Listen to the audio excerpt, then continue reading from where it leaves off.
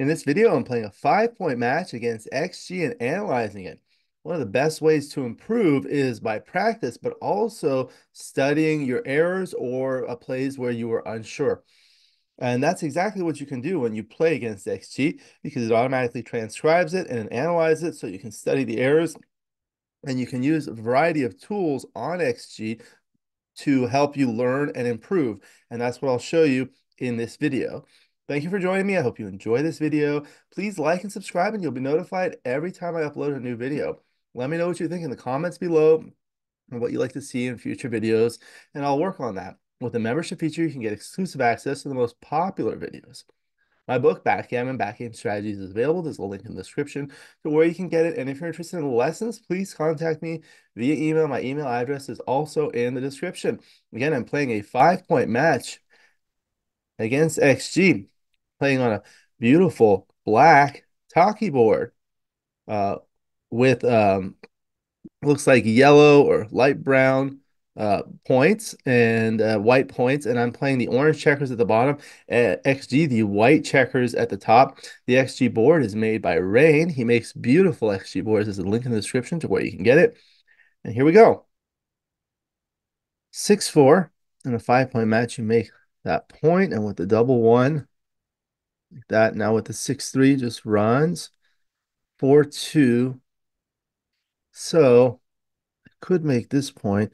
Don't have a lot in the zone. I could do this. Don't really need to worry about escaping. I don't, and that leaves the double shots. I think I just make this point. Makes the best 3-point board, the rack, and a solid 4 prime. So that's good. Steps up to the edge. Okay, so 4 I've got a hit and 2 there. 6-2. Okay, so now I can hit with 6s, cover with 4s, cover there with 4s, hit with 5s, cover again with 6s. So there's the 4-2. Just hit, or do that. Just send another checker back. There's a 4-1. Okay. So now let's see. I'm about up by 3 in the race. That's not huge, but I have a 3-point board versus a less pure 3-point board. I have one checker all the way back, one checker halfway back, 2 checkers back here. I do have a blot in the board that I can cover with 4s. I can also hit with 2s and also other rolls like 5-1 works. There are some threats for Gammon, so I think this may be a double at the score. Try it. 3-2. Okay, so there's the 2 and the 3. Is that too big? Just safety. Safety for now. 4-2. Okay, looking to cover. Can do that. 6-1 makes the bar point. Double 3, I can make my bar point. That's really strong. Nice 5 prime. 4-2. So I'm ahead by a lot in the race. I just need to step up and then I'll cover that block. 5-2. Just get going. 4-3. We'll try to save some gammons there. Do I want to leave that slotted? No, I don't think so.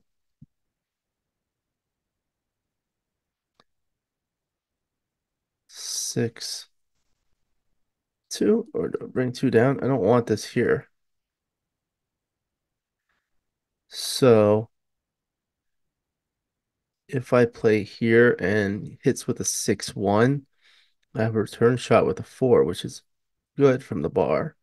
But if I clear this now with a 6-5, still have a shot there.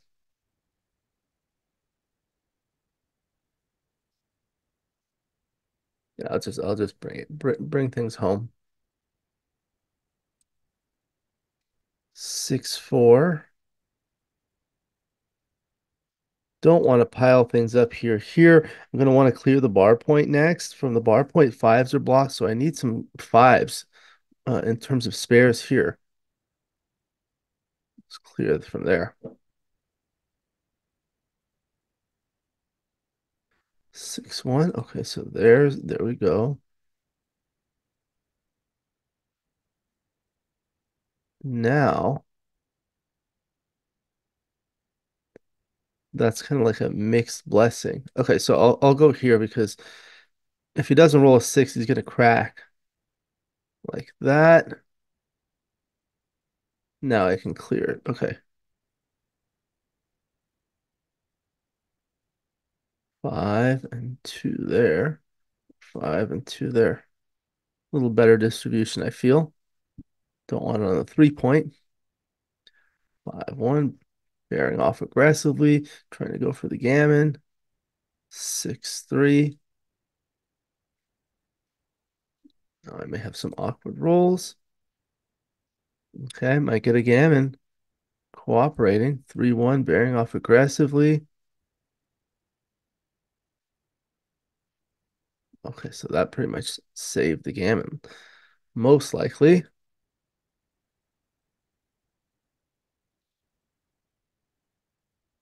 Give me double threes. Nope. Okay, 2-0, 3 away, 5 away.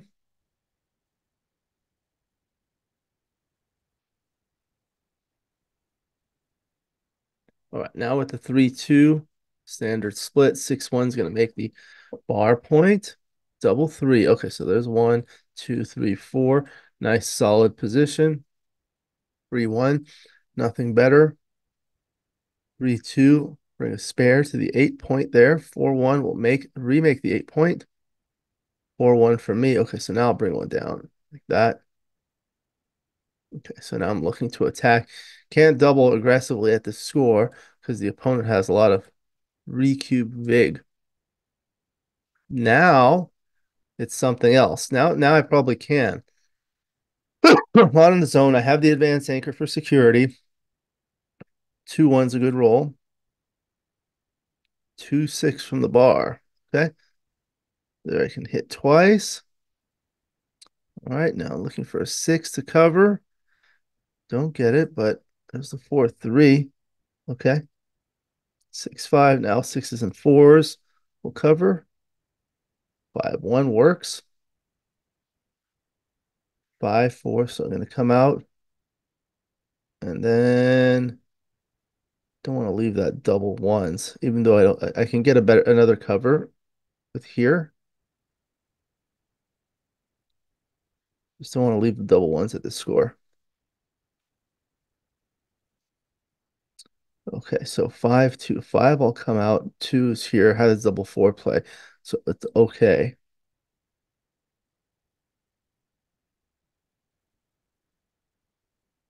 2-1, just bring another builder.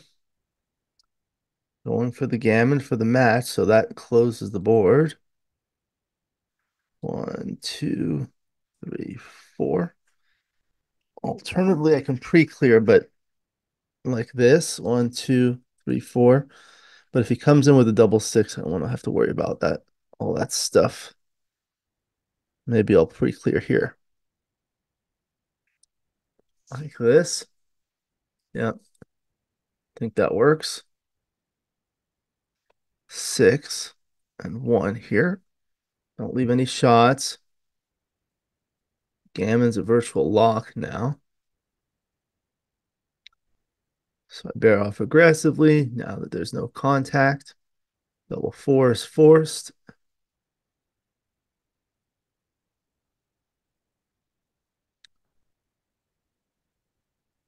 And that's Jin. Now I'll analyze it. So that was a quick 2 game match. So we'll go through it. So the double one. Let's see. Oh, there we go. Double one was straightforward there. And the 4-2, that was the idea. Now here is where I was getting a little too optimistic. It looks like this was an overplay. The right idea was to just go like this, resulting in this position. It's just too loose like this, just leaves too many blots. And then we can see that here where I decided to hit here. It results in this position. So I do have a checker on the bar against the 3 point board, but there's one, two, three, four, five, too many blots. So there are a lot of double hitting rolls. So let's look at this one because this one's bigger. This was the idea. Okay, so this is the final position after the correct play. This leaves a solid four prime, a 4-point board. Doesn't put a checker on the bar, but I have the back checker split and not a lot of checkers here in the zone and one blot to consolidate. Okay, I am behind 10 pips in the race, but I have a structural advantage here. After this play, I do send another checker back, gain in the race, but I also give good sixes from the bar, good fives from the bar, threes. It's a lot of shots. So let's take a look at the dice distribution. This is the dice distribution. So the panel on the upper left shows my resultant equity after each of the opponent's rolls. If I make the top play, which is just making the 4-point board, double one, 2-1, 3-1, and so forth with an average column on the right. And the panel on the upper right shows the exact same thing for the selected play. The hitting play, leaving all those blots. Okay, so these two are on the same color scale where blue is good, red is bad. The darker the blue, the better. The darker the red, the worse. And you can see there's a lot of volatility in the hitting one because all these dancing rolls are really strong. But when I get hit, it's really bad, especially numbers that hit twice, like 5-3 and 4-3. Those are really bad. The panel on the lower left shows the equity difference. So it takes the equity value in a given cell on the upper right and subtracts that from the equity in the corresponding cell on the upper left. So it shows the swings. Blue favors play A, red favors play B. So you see these dancing rolls are good, but otherwise all the threes that hit are big swings. Like 4-3, 5-3. You can see that plotted in a bar graph. And over here, you can see how they play. So this is after play A and after play B. You'll notice these rolls hit twice. Those are big swings. Hitting twice here, twice here, twice here, twice here. So that's what happens when you leave too many blots. That was the idea. Okay. And then afterwards, I can look at the second rolls. So here, this shows how my second rolls play. And the rolls play much nicer here because you don't have all the blots that need to be consolidated. Okay, so let's go back and look. So what happens if, so I'll put it on this board and just to check. So if I do this, now there aren't as many blots. So see here, that's the right play by far. Um, what if I had this here? Now it's better. It's still better by far. Okay. So that makes sense. Just don't leave too many blots. Um, this was a borderline no double. Okay, so what you can do is go to dice distribution, Control Alt D, and then look at the graph, hit the bar, hit the icon with the most red bars, and I double click it to show the it in its 2D format. That's easier. And then I click after double take. So you can see what are the rolls where I would lose my market. So double two, double four, 4-2, and double five are all greater than one. So this is a tool you can use. So how do those rolls play? Double two is good, covers, hits, double four, same thing, hits here, 4-2, hits and covers. So there aren't that many. You could also look at first and second rolls. You see, these are really good. And second rolls, not too many. Okay. What about if we look at it? I guess three-way, three-way, you want to be aggressive. But what about, oh no, that was five-way, five-way. Okay. So let's look at it for money.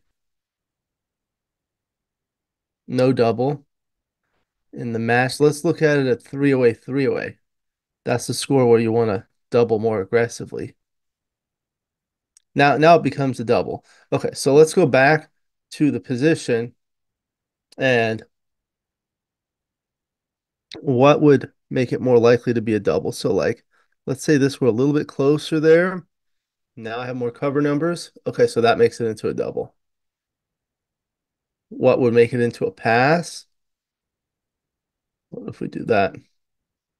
There you go. So that indicates that you can take because of the blot in here, and it's not quite a double because you don't have enough attackers. Okay, so that's what I do. I modify the position to learn. Okay, then the 3-2, 18, 16. Oh, I continued. It didn't even like this play. Okay, so this was actually the third play I didn't even identify, which was like this, results in this position. Just fewer blots. That's the idea. When you have multiple blots scattered across the board, that's more opportunities to get checkers on the bar. Okay, so the 3-1 was straightforward. The double three, 4-2 come up, 5-2. Okay, so it liked this play, resulting in this position, and that keeps this back. So that makes it hard for him to come down with like 5-4, 5-3, 5-2, something like that. He'll have to play here, and that's going to win more gammons. So you can see here in the analysis, the top play wins 84.3% in games, whereas the selected play is 86.1. So that's like the DMP play. But if you look at the gammon wins, 24.1 versus 13.4, that's nearly 8%. That is actually 8% more. Does it lose more gammons? Yeah, it loses more gammons, but only 0.9%. So the net is big. So that's what you want to think about. If it's like a score where gammons don't matter, so like for money, it's not quite the gammons are not quite as valuable. So it's probably going to be closer. See, this is a 34 millipoint error here. Here it's a 56 millipoint error.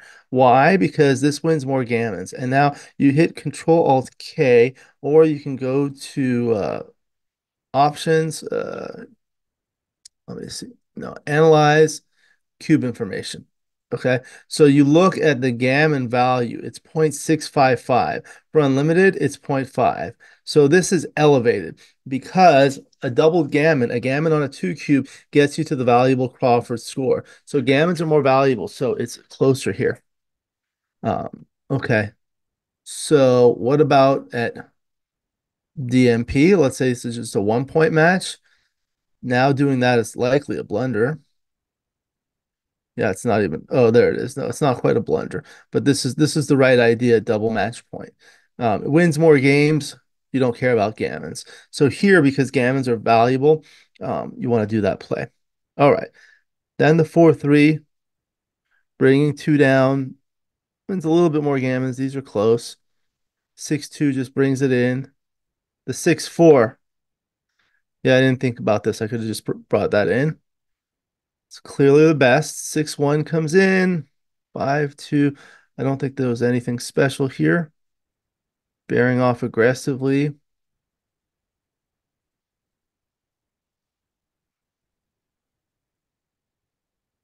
That was it for game one.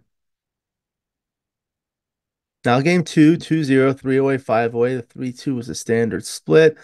Double three was good. I can make those assets. 3-2, 4-1. Just bring that down. Point on head. Now this was not quite a double. It's probably because of the score. So let's look at it. This is the position. If you're looking at it for money, it's a strong double. So this is what I do. When I suspect it's because of the score, I look at it at different scores. First, I always start at money, and then you look at the match. So let's say it's the first game. Now it's a pass. Too many gammons here. Again, the gammons on a 2 cube at 5 away, 5 away win you the match perfectly. Now, if you're winning by 1 point, it's going to be a bigger pass. Why? Because the 4 points with all those gammons here win the match perfectly. However, when you're ahead 3 away, 5 away, it's a huge difference as compared to 4 away, 5 away. Now it's not even good enough to double. What's the reason for that? Well, let's look at this again. The gammon value is not quite as high at 3 away, 5 away as it is at 4 away, 5 away. It's 646 here. It's only 571. What happens is if you want a double gammon, you get 6 points. That's 1 point extra. That's 1 point of overage. You don't need that extra point. So you're wasting a valuable point. Okay. So, and if it's two away, five away, you certainly don't want to. What if it's like three away, but the opponent is four away? Probably worse. Now it's a small no double, actually, because the opponent has good value on the recubes. See, this cubeless equity double is really high. Here, not quite as high. So that indicates the value of cube ownership. Okay, and then the 2-1 was good. Makes the point. 5-1 hits twice. 4-3, 5-1 covers. And then, okay, so this is the one where it was slightly better to actually bring a builder. Okay. And then the 5-2 come out. 2-1 and double five. Was it? Okay, didn't like the pre-clearing here.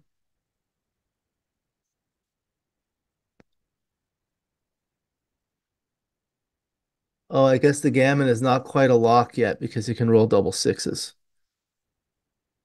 Okay. Sometimes you do want to pre-clear. So let's say this is what I do. So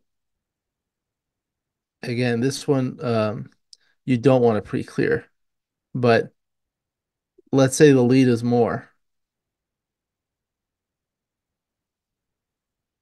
Now it's close. Let's say it's here. Now they're tied.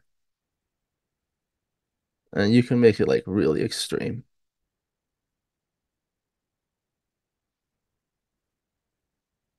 Well, now they're not gonna win.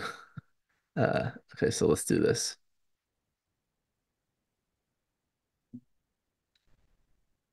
Yeah, they're close. Okay.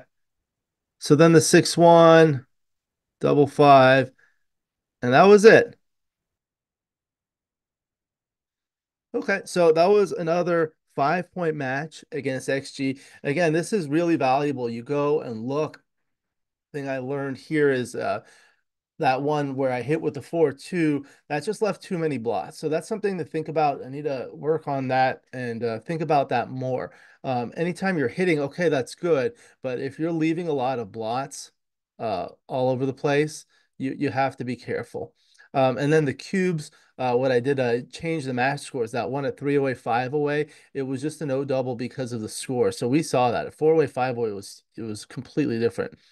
And a 5 away, and for money it was different. So that's what I recommend. Adjust these, modify the position, see what happens in terms of the plays. You can also use the dice distribution and look at that cube information in XG. That's very helpful. So those are the tools that I use to learn, and that's what I recommend you do. That's a great way to learn from your errors. Thank you for joining me. I hope you enjoyed this video. Please like and subscribe, and you'll be notified every time I upload a new video. Let me know what you think in the comments below, what you'd like to see in future videos, and I'll work on it. With the membership feature, you can get exclusive access to the most popular videos. Again, my book, Backgammon, Backgame Strategies, is available. There's a link in the description to where you can get it. And if you're interested in lessons, please contact me via email. My email address is in the description. I look forward to seeing you in future videos. And until then, keep rolling your dice.